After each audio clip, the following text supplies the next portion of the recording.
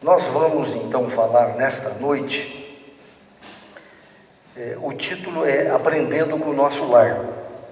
Aprendendo com o Nosso Lar, este livro é um livro que eu escrevi depois de estudar a obra Nosso Lar, do livro de André Luiz, guia espiritual de Chico Cândido Xavier, que deixou obras extraordinárias.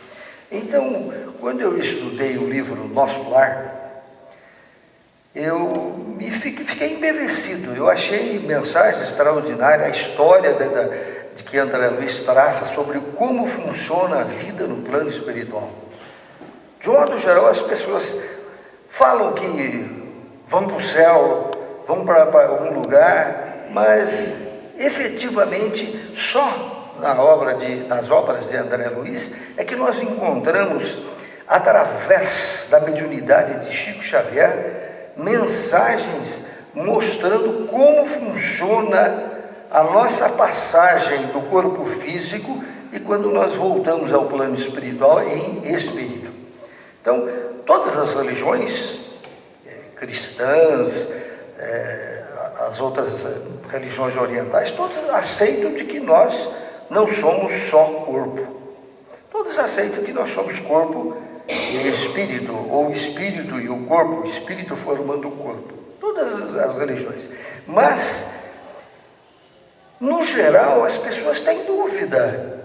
As pessoas ficam perguntando a si mesmas, mas será que tem mesmo esse outro lado? Será que tem o céu? Quer dizer, às vezes você aceita isso aí porque lhe disseram, porque a doutrina falou.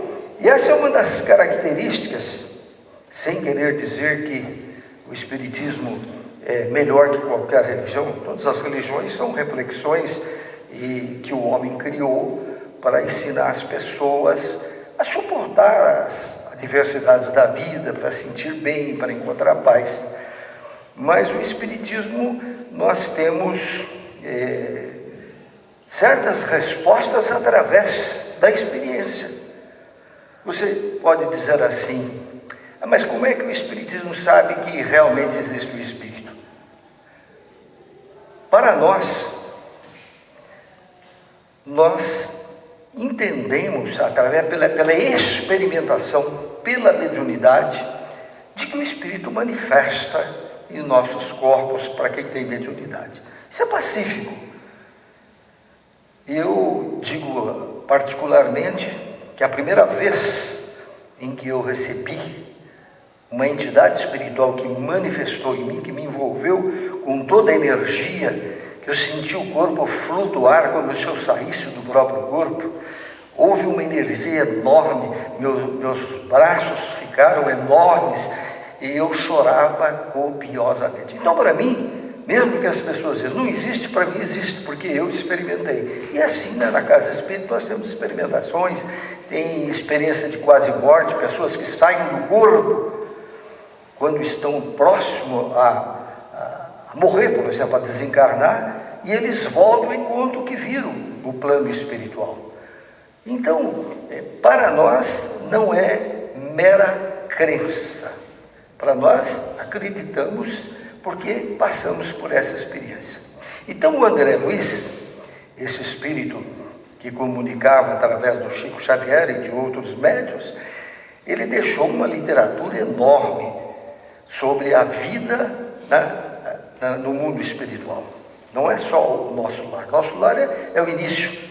São várias obras que falam sobre a vida após a morte. E esse livro chamado Nosso Lar, eu estudei muito tempo, li várias vezes, acho que li umas 5, 6 vezes o livro, e cada vez que eu lia, mais eu conseguia ter o entendimento e a compreensão de que nós somos eternos, que nós não somos meros corpos físicos que começamos no berço e terminamos no túmulo. Nós compreendemos que nós somos seres infinitos, nós não nascemos para morrer. Nós deixamos o corpo, muito embora os nossos olhos não vejam, a não ser que a pessoa tenha percepção extrasensorial ou mediunidade de visão que possa ver. Mas existe também vários casos de materialização que foram exercitadas por vários médiuns, em que o espírito materializava. Quer dizer, aquele espírito que estava em corpo físico, ele materializando aqui na minha frente, e você vendo como ele era no corpo anterior. Então, tudo isto para nós nos dá uma solidez de aceitação. O Chico dizia isso: se amanhã falar que não existe reencarnação, que não existe espírito, para mim existe, porque eu vivo essa experiência diariamente. Escreveu mais de 400 livros com 4º ano primário, e às vezes literaturas vazadas em filosofia profunda, vazada em termos científicos que mesmo ele às vezes não sabia o que tinha escrito, a tal ponto que uns alunos da Faculdade de Medicina lá de Uberaba, ao ler um dos livros do Chico, No Mundo Maior, os livros que falam sobre este mundo espiritual, e ele adentra dentro do organismo, explica o organismo físico, os alunos foram: Chico, nós estamos lendo esse livro, estudamos aqui na faculdade, o que você quer dizer com isso? Ah, meu filho, eu também não sei, eu recebi os espíritos que me transmitiram. Olha que coisa linda, né? Quer dizer, isto nos prova que nós somos seres espirituais, que nós não somos meros transeuntes e que um dia vamos morrer e vai acabar. E aí as igrejas dizem que nós vamos para o céu ou para o inferno se fomos bonzinhos, se não fomos bonzinhos. Depende da nossa situação. Então o livro Nosso Lar foi vazado pela mediunidade do Chico, lá pelo ano 1940, 42, a ponto desse livro estar no filme Nosso Lar. Vocês podem assistir. Quem nunca tomou contato com o livro, mas pode assistir o livro Nosso Lar, o filme Nosso Lar, adentrando no YouTube, mesmo em outros canais, vocês podem assistir. E quando eu estudei o livro Nosso Lar, fiz várias leituras sozinho, mas também fiz leitura em grupos aqui na nossa casa espírita, e a gente foi grifando aquelas ideias, aqueles pensamentos que o André Luiz trazia, sempre envolvido de ensinamentos, de alegria, de felicitação, nos ensinando a viver. Eu fui anotando estas frases, esses pensamentos, e eu disse: um dia eu vou escrever um livro sobre esses pensamentos do Chico Xavier, do André Luiz, através do Chico Xavier. Então, este livro, Aprendendo com o Nosso Lar, foi um processo de aprendizagem minha, e que eu traduzi no livro, e que hoje, inclusive, está esgotado na editora. Foram vendidas todas as edições, e que deve sair novamente. Aqui tem na casa, né? Acho que nem tem mais, né? Não sei. Então, o que nós fizemos? Nós pegamos, então, alguns textos, alguns pensamentos de André Luiz e fizemos didaticamente, buscando a essência, o que é que ele queria dizer, além daquilo que ele falou no livro. Então, uma primeira frase, que hoje eu vou falar de uma só, depois, posteriormente, eu vou trazer novos pensamentos de André Luiz. A que nós vamos falar hoje, dita pelo André Luiz, quando desencarnou e foi para o mundo espiritual. André Luiz era médico de profissão aqui na Terra, e depois do seu desencarne ele foi para o plano espiritual. A chegada no plano espiritual para ele não foi assim tão fácil como a todos nós, se não tivemos uma vida de construção moral, de construção de uma vida espiritual. Então, quando ele chegou no plano espiritual, ele não sentia, digamos assim, adaptação. Ele sentia, faltava alguma coisa para ele se adaptar no mundo espiritual, porque ele vivera no corpo físico, e ao ir em espírito, ele sentiu uma diferença na respiração, no tratamento, os locais onde ele fora colocado. Então, André Luiz diz o seguinte, sobre essa situação dele, de ter ido para o plano espiritual. Ele diz: enfim, dizendo através do Chico, está lá no livro, na página 18, enfim, como flor de estufa. Ele dizendo, enfim, ele sentindo como uma flor de estufa, não suportava agora o clima das realidades eternas.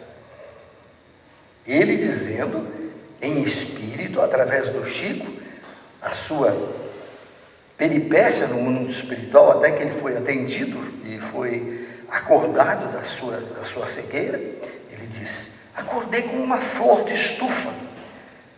Eu não suportava o clima das realidades eternas, quer dizer, a realidade espiritual.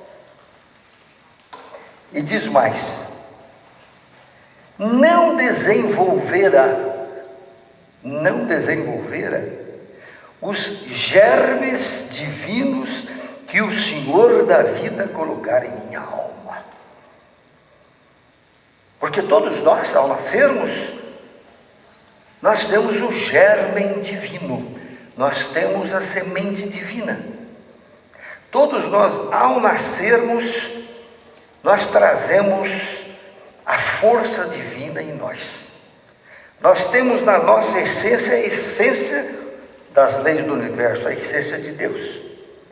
Só que esta essência que nós trazemos, ela precisa ser desenvolvida. E isto não é desenvolvida sem ação, não é na inação, não é eu ficando aguardando que alguém faça por mim, aguardando que Deus faça, que Jesus faça, que os Espíritos façam, e eu não faça nada. Esta semente divina, esta essência que nós temos de Deus, vamos chamar Deus, que é a essência do universo, ela está em mim, está em você.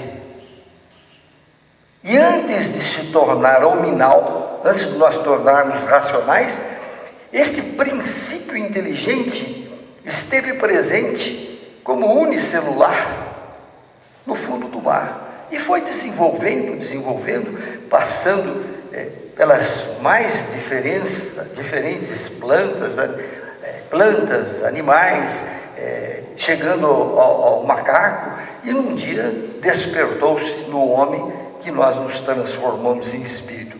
Quer dizer, o início foi igual para todo mundo. Nós temos a essência, que é o espírito, letra minúscula, que é o princípio inteligente. Esse princípio inteligente une-se com a matéria, desde os seres inferiores da criação, e vai se desenvolvendo, até que acorda no homem, como espírito, letra maiúscula, que é o Espírito de Deus. Só que ele foi desenvolvendo até chegar a nós. Quer dizer, cada um de nós somos espíritos. Nós não possuímos um espírito, como diz bem o nosso Zezinho. Nós somos espíritos. E esse espírito é a essência de Deus. Não Deus pessoa, mas é o Deus universo, as leis universais. Então nós temos a mesma essência do universo, a mesma essência de Deus. Só que esta essência não é para ficar inerte. Ela é um processo de desenvolvimento pessoal, intransferível, personalíssima. Por isso nós somos diferentes, todos aqui. Ninguém é igual a ninguém. Cada um dá ao seu processo de desenvolvimento o ritmo que quiser dar. Uns deixam a vida levar, outros, pela maturidade, faz com que a vida tenha um objetivo maior. Claro que não vai ter castigo mesmo, essa ideia de castigo de Deus, que vai para o inferno, essas coisas, que não existe nada disso. Cada um de nós vamos prestar contas a nós mesmos, no chamado tribunal da nossa consciência. Todos nós temos esta consciência gravada em nós.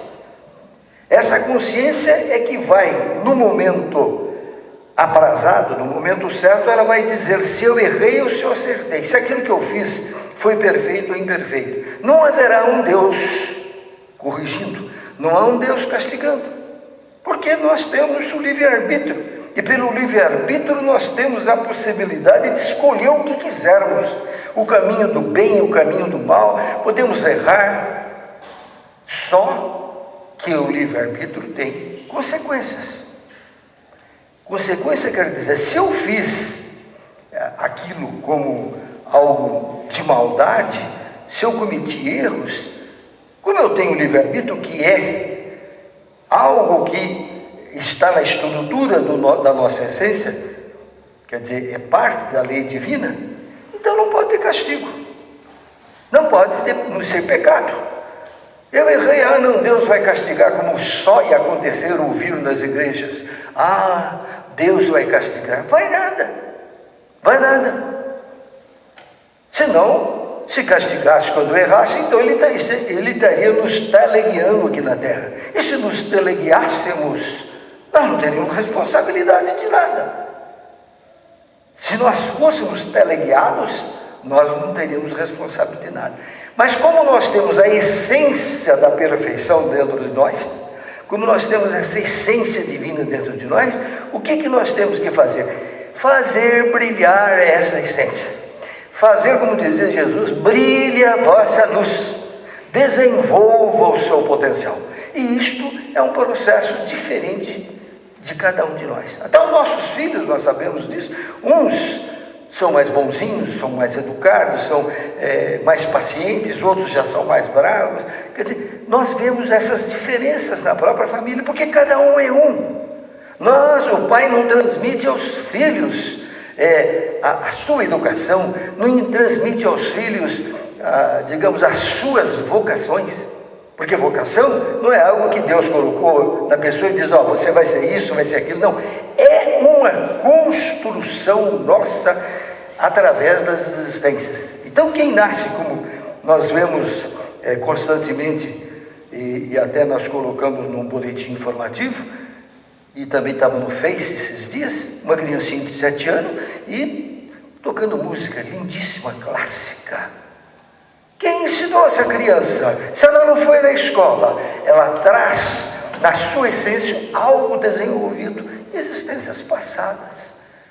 Isto não vem por acaso, isso não vem do pai. Às vezes os pais são broncos e os filhos são inteligentes. Às vezes o pai nem sabe o que é música, os filhos sabem o que é música. Por quê? Porque cada um é um. Cada um de nós somos espíritos em processo de evolução. E cada um tem que dar conta disso. Cada um de nós tem que dar conta disso. Sem castigo. Sem medo de errar. Que errar faz parte do jogo pedagógico das leis divinas. Então André Luiz, que tiveram uma vida aqui como médico, mas ele sentiu que ele poderia ter feito mais, que ele poderia ter sido, assim, demonstrado mais amor. Então ele disse, eu estou me sentindo aqui como flor de estufa.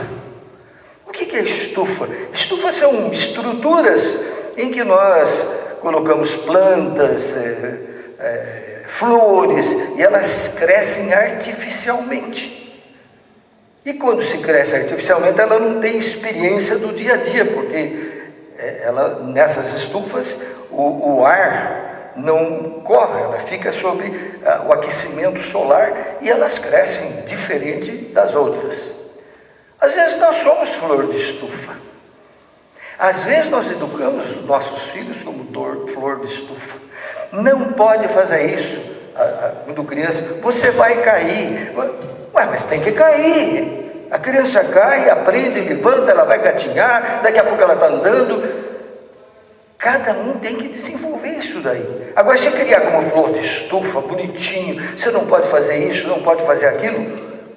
A criança, na vida, quando mais adulta, ela se sente impotente.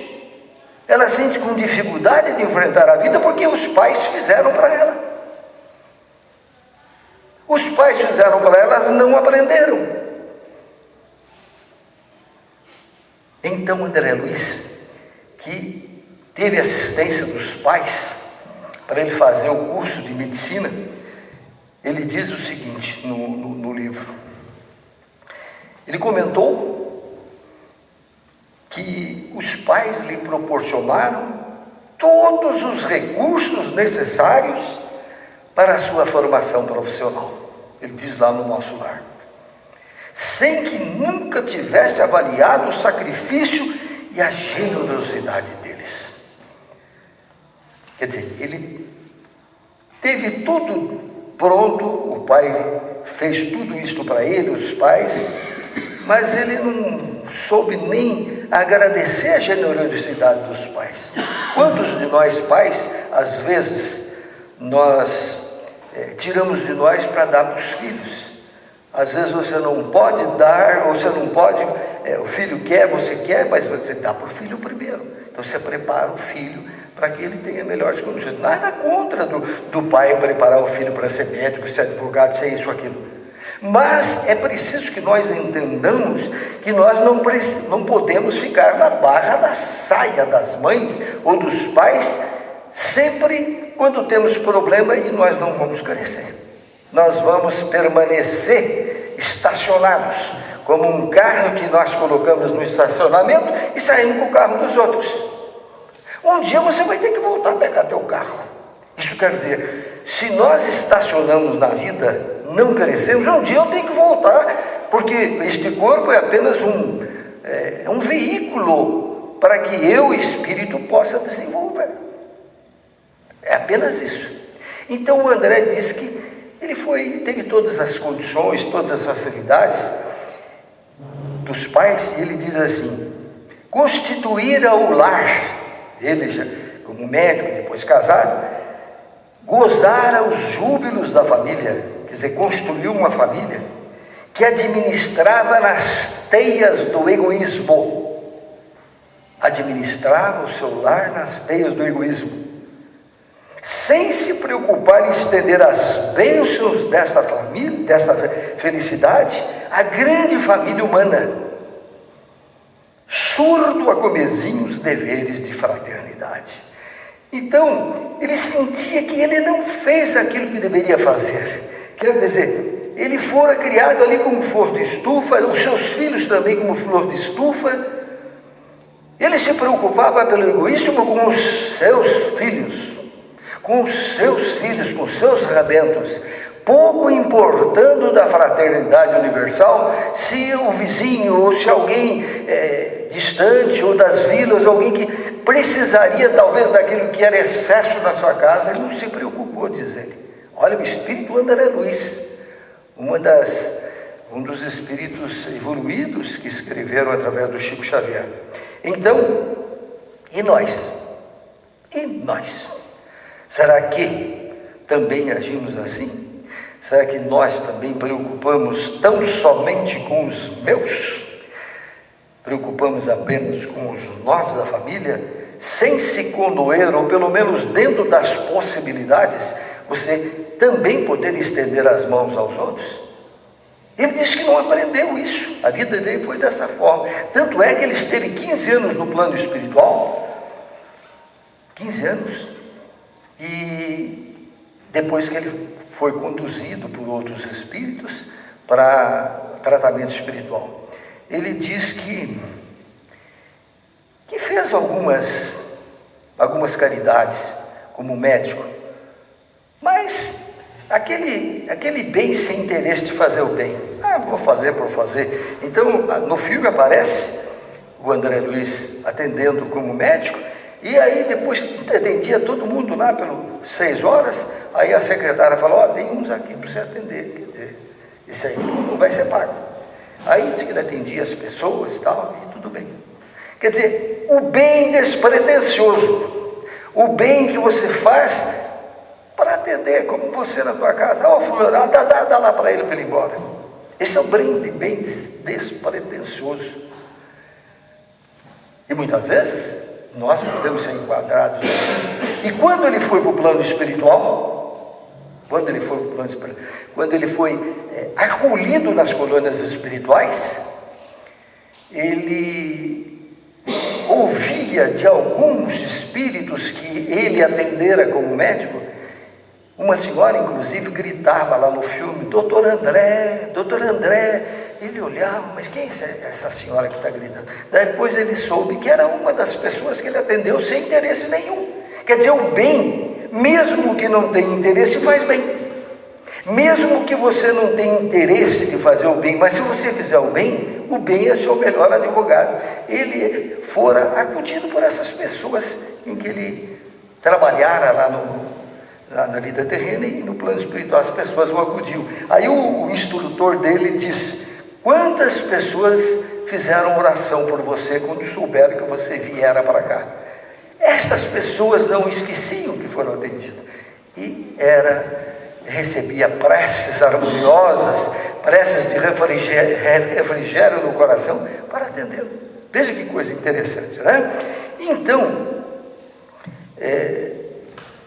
no plano espiritual, e nós também temos que pensar assim, porque não tem esse negócio que vai para o céu ou para o inferno. Isso aí é invenção. Vocês dizem invenção? O Papa João Paulo já disse numa das suas homilias lá no Vaticano, que céu e inferno é criação. É uma espécie de didática para refrear os nossos ímpetos. E eu, por acaso, até pus no boletim desse mês, que vai sair agora em julho, tem um caso, não sei se está aqui, está aqui. Eu li e até coloquei no boletim. O bispo quebra sigilo e diz: o inferno foi inventado pela igreja para controlar as pessoas pelo medo. Está aqui, saiu na internet. Isso é informação da NBC. Inferno foi inventado pela igreja para controlar as pessoas pelo medo. O que João Paulo já tinha dito. Quer dizer, não existe inferno. Nós não vamos fazer o bem porque com medo de ir para o inferno. Ninguém vai para o inferno. O inferno é seu estado da alma. Está no plano espiritual aqui, o inferno está aqui também. Se você faz o bem, você está no céu. Se você faz o mal, você está no inferno. Aqueles momentos que nós estamos irados, nervosos, que nós não conseguimos concatenar as ideias, nós estamos no inferno. Inferno é espiritual, inferno é dentro de nós mesmos. Então, nós não podemos esquecer que quando nós vamos para o plano espiritual, ninguém vira anjo. As doutrinas religiosas, que a pessoa vira anjo, tá? Não tem anjo. Se tiver o anjo que me guarda a vida inteira, então não tem livre-arbítrio. Ou uma ou outra. Se tem um anjo da guarda que diz: não, você não faz, você faz, eu vou te ajudar, então não tem livre-arbítrio. Ou é livre-arbítrio ou é anjo. Ou é Deus repressor, ou Deus que me dirige, ou livre-arbítrio. Uma coisa ou outra, as duas coisas não podem misturar. Então, foi nos concedido o livre-arbítrio da essência divina em nós, isto sim. Então, o que se leva da vida é a vida que nós levamos aqui. Não se iludam, não se iludam. Não pense que ao desencarnar, como a gente ouve aí as pessoas dizem: está lá nos braços de Jesus. Já vi isso várias vezes. Deus está acolhendo. Foi lá juntinho com Deus. Será? Da vida se leva a vida que você leva. Você vai levar para a vida espiritual o que você é, a sua essência, aquilo que você desenvolveu, aquilo que você brilhou a luz, como disse Jesus: brilhe a vossa luz. Se a tua luzinha for pequenininha, é o que você vai levar. A lâmpada de poucos volts, né? Então nós levamos da vida o que nós aqui fizemos dela. Não se engane. Não adianta depois da última hora você orar: olha, me perdoe, olha, me ajude. Seria digamos, algo irreal, surreal, se nós conseguíssemos, no final da nossa existência, com meia dúzia de oração, que nós vamos nos salvar. Aliás, eu não gosto dessa palavra salvar. Salvar é coisa da igreja. Como não tem reencarnação, tem céu e inferno. Se você foi bonzinho, você salva. Se você foi malzinho, você não se salva. Salvar não existe. Para nós, doutrina espírita, você é o salvador de você mesmo. Você que vai iluminar a si mesmo. Então, quando Jesus diz: brilhe a vossa luz, ele não está dizendo: eu vou brilhar a luz para você. Não, brilhe a vossa luz. Seja você o construtor da tua vida. Quer dizer, é que nem na escola. O teu filho tem que aprender, errando, acertando, a professora corrigindo. Não adianta ele trazer a tarefa de casa e o papai e a mamãe falam, vou ajudar o filhinho. Bom, então você tirou a oportunidade dele de crescer. Você só cresce com seus erros, com seus acertos, e vai formando um processo neurológico, a nossa rede neural, que vai fixando as nossas aprendizagens.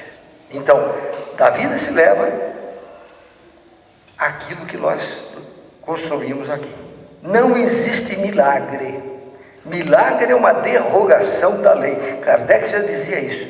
Não existe milagre. Se tiver milagre, é querer que Deus mude a lei. A lei divina é eterna, sábia, eterna, e ela não pode mudar. Se ela mudar, então, não existe lei divina. Então, quem tem que mudar? É a lei de Deus ou nós? Essa pergunta. É a lei divina que é eterna, perfeita, que a força da gravidade continua sendo força de gravidade a vida inteira, que a procriação existe a vida inteira, o progresso existe a vida inteira, mas não é a lei que muda para atender o Zezinho, para atender o Belezão, o Marcos, não. A lei continua equânime, certa, perfeita. Eu é que tenho que se adaptar a essa lei. Quando eu me adapto a essa lei, eu estou fazendo aquilo que se chama vontade divina. Quer dizer, por vibração espiritual, eu entro em conexão com as leis do universo. Quando eu entro em conexão com essas leis do universo, eu absorvo aquilo, eu capto aquela energia. Porque, de um modo geral, a gente inverte, né? Eu vou orar para que eu supere esse problema.